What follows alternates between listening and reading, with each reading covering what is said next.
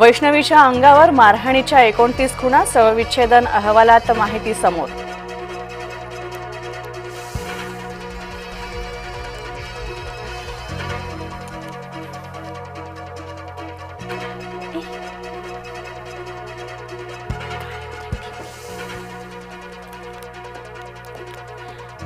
अवकाळी पावसामुळे कांद्याचं मोठं नुकसान,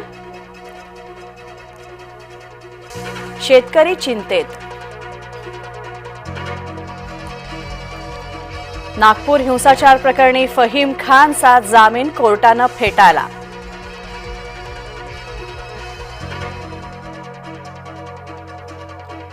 तर दक्षिण मुंबईमध्ये आज पाणीबाणी, मुंबईकरांना पाणी जपून वापरण्याचं आवाहन।